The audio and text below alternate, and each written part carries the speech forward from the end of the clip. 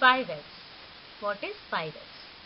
It is the name of a workplace organization method that uses a list of 5 Japanese words: Siri, Seton, Sisu, Siketsu, and Shitsu. It describes how to organize a workspace for efficiency and effectiveness.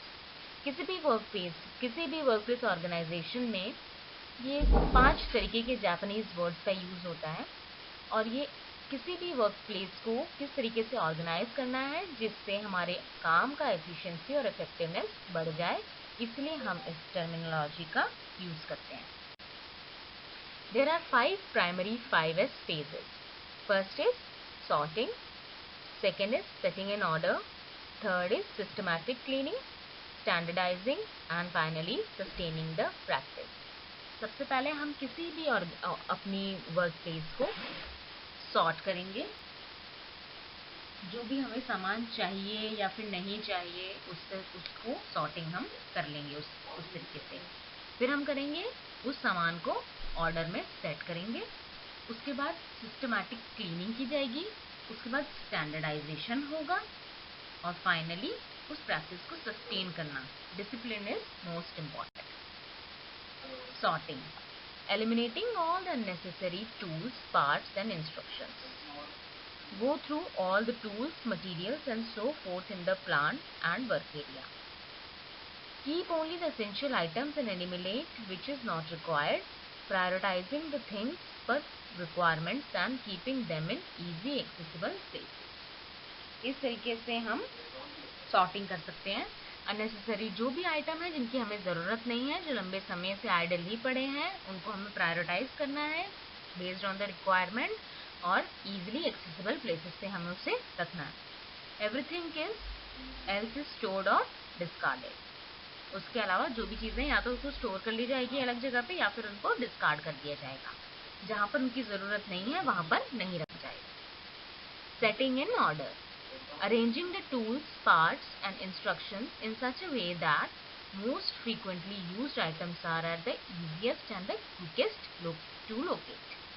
Order में इस तरीके से arrange किया जाएगा और instructions के basis पे जिस तरीके से जब भी हमें जो आइटम सबसे ज़्यादा यूज होते हैं उनको ईजीएस्ट और क्विकेस्ट तरीके से हम अप्रोच कर सकें। The purpose of this step is to eliminate the time wasted in obtaining the necessary items for an operation. जब हम किसी चीज़ को ढूंढना चाहते हैं, कोई टूल चाहिए, कोई इक्विपमेंट चाहिए, वो हमें नई टाइम से मिलता है, उस टाइम को हमें रिड्यूस करने के लिए जिससे हमारा प्रोसेस हैम्पर ना हो, उसके लिए हम इस स्टेप का यूज करते हैं। Systematic cleaning. Clean the workspace and all the equipments and keep it clean, tidy and organized. सारे वर्कस्पेस को क्लीन करो, इक्विपमेंट्स को क्लीन करो और क्लीन, टाइडी और ऑर्गेनाइज तरीके से उसको सजाओ। At the end of each shift clean the work area and be sure everything is restored to its place.